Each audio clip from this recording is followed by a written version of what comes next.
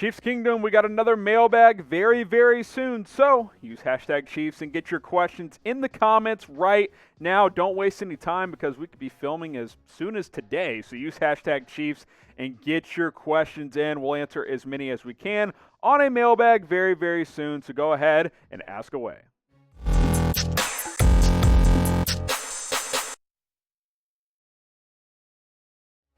Hey there, Chiefs fans. I'm Harrison Graham, back with another episode of the Chiefs Report. You can follow me on Twitter at HRAMNFL. Feel free to ask me your Chiefs questions over there as well. Maybe we'll include them in our mailbag video. Okay, let's start with the first story here. How about not landing J.J. Watt? Yeah, this was pretty likely from the get-go, right? It seems even less likely that the Chiefs can get him now because the latest reports are that J.J. Watt has supposedly gotten at least one offer, if not multiple, of over $15 million per year. That is simply going to be out of the Kansas City Chiefs price range. Now, it's possible J.J. Watt chases an ideal situation over top dollar, but it's not like he's going to be like, hey, let's just say the Bills are offering him $15 million. I think the Chiefs have a better chance of winning. I'll sign there for $5 million. Like, he's not going to operate that way. He's still going to want to get paid while also getting into a good situation for him and his wife and also for his playing career as well. I just don't see Kansas City getting involved in a bidding war for J.J. Watt because simply they do not have money to get involved in a bidding war in free agency. J.J. Watt, still a premier player in the National Football League, has been banged up in recent years, but 2 of the last 3 years has played in 16 games, so that is a good sign. I love J.J. Watt. I think he would be a great addition in Kansas City. Maybe 2-3 years down the road when he's closer to the end, you can get him for a little cheaper, but he's still young enough and productive enough where he can get a lot of money. Kansas City's not getting J.J. Watt. Let's just make that very, very clear right now. I would put this at less than 5%, probably more like 1 to 2% that J.J. Watt ends up signing in Kansas City because they just don't have the finances. They could maybe clear enough room and be like, hey, well, $37 million, but even then you're going to have to clear a lot of cap space, and you're going to have to do that anyway. So I just don't see J.J. Watt signing in Kansas City. He's going to go get the bag from somewhere else. So Kansas City is going to have to find pass rush help elsewhere. I mean, obviously Chris Jones and Frank Clark,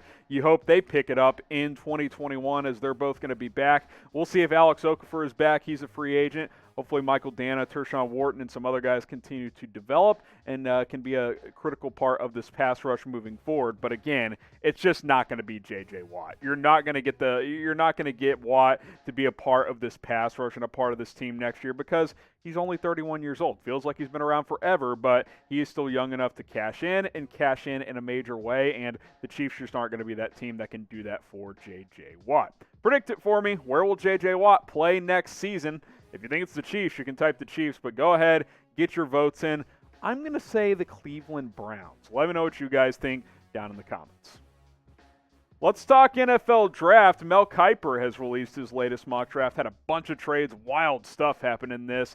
He has Kansas City sticking at number 31 and selecting Walker Little, the tackle out of Stanford, a player we have not talked about up to this point on the show because, well, he's played 1 game over the past 2 seasons. This was a bit of a shocker in Mel Kiper's mock draft. Now, he's talented. He was a freshman All-American in 2017, full-time starter in 2018, played pretty well, but got hurt in 2019 in Week 1 towards ACL, and then opted out in 2020 due to COVID. So you're talking about a guy that's played about a year and a half of starting college football in his career, including just 1 game the past 2 years.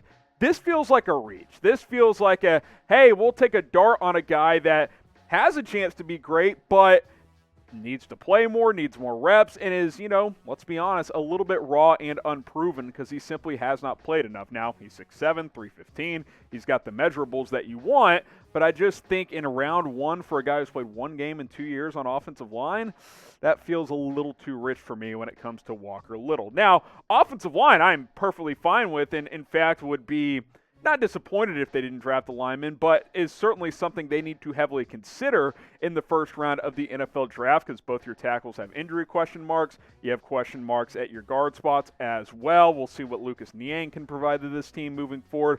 I just don't love the Walker Little selection, not in round 1. If he's there in the back end of round 2, I am perfectly fine with taking him there, but this is the first mock I've seen in quite some time, especially from a reputable draft insider like Mel Kiper Jr. select Walker Little in round 1. I just think it's a deep tackle class, and there's better options out there for the Kansas City Chiefs.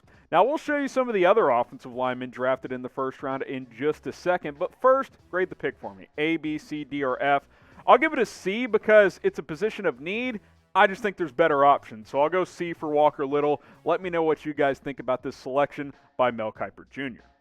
Something that's not questionable are these St. Patty's Day deals because the holiday is just around the corner. In this gear, it's all 25% off when you go to the link below. It's chatsports.com/ChiefsGreen. You can get Kansas City Chiefs themed St. Patty's Day shirts, long sleeves, all kinds of stuff at that link below. I love this black long sleeve one. It's my favorite of the lot this year. We have women's gear as well, a couple of different shirts. I think a hoodie is available also. Chatsports.com/ChiefsGreen.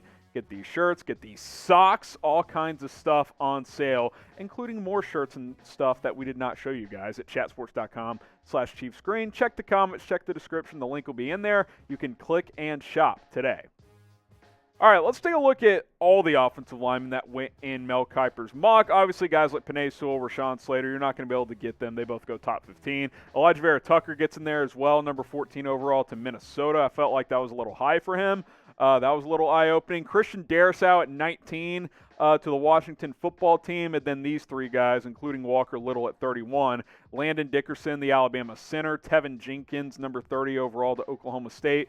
And then Mel Kiper has Walker Little out of Stanford, who I think is getting drafted a little too high here at number 31. And the reason I think that is there's other guys out there. I'm not necessarily saying all of these guys on screen right now are better prospects than Little, but they've played more ball. They're a little bit more proven. Creed Humphrey, I think, will be a starting center from day one in the NFL, which is something the Chiefs could use. Samuel Cosme out of Texas. I like him better than Little. I think I like Liam Eichenberg out of Notre Dame better than Walker Little as well. Jalen Mayfield, kind of like Little, hasn't played a ton of college ball. A little bit of projection there, upside, so I'd be okay with Little ahead of him per se. Alex Leatherwood has played a lot of ball, but there are some question marks about him. But there's a lot of guys out there to just take Walker Little in round 1. I don't think I would do that at 31. Maybe you trade back, you get an extra pick, draft in the 30s or the 40s. Maybe you get a guy like Walker Little then, but 31 feels a little bit too rich for me.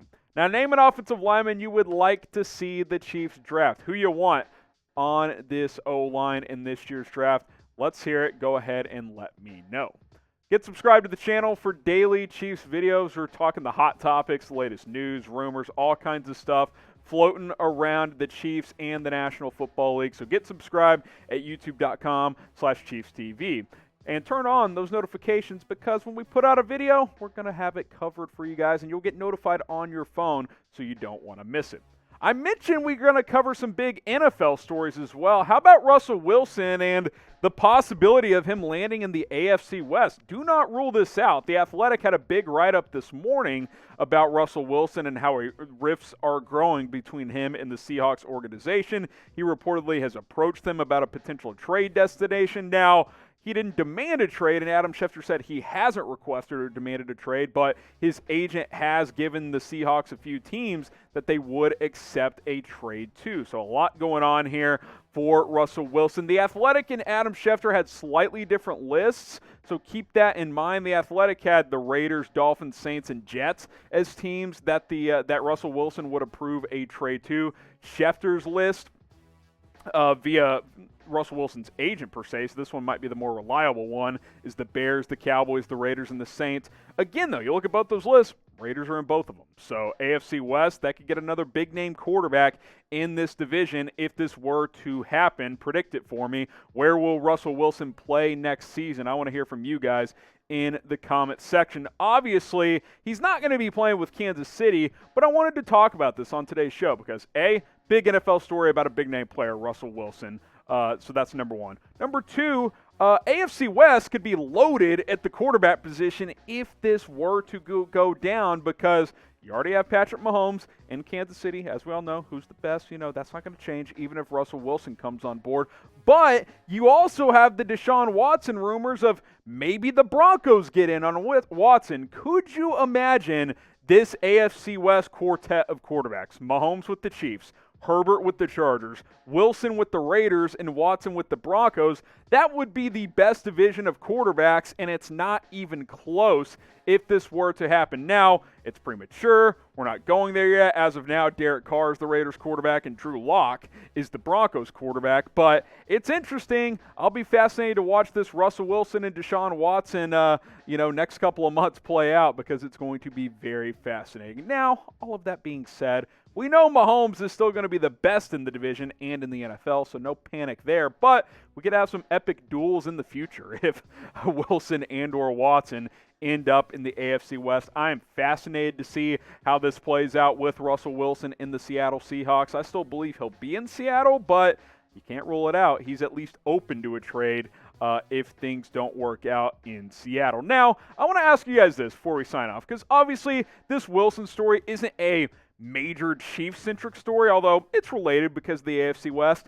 Do you like it when we discuss big NFL stories, even if it's not Chiefs-related? I want to know from you guys, because if you do, we'll start sprinkling in more of these stories from time to time. Type Y for yes, type N for no. I want to know from you guys if you like these type of stories here on the Chiefs Report, so go ahead and let me know.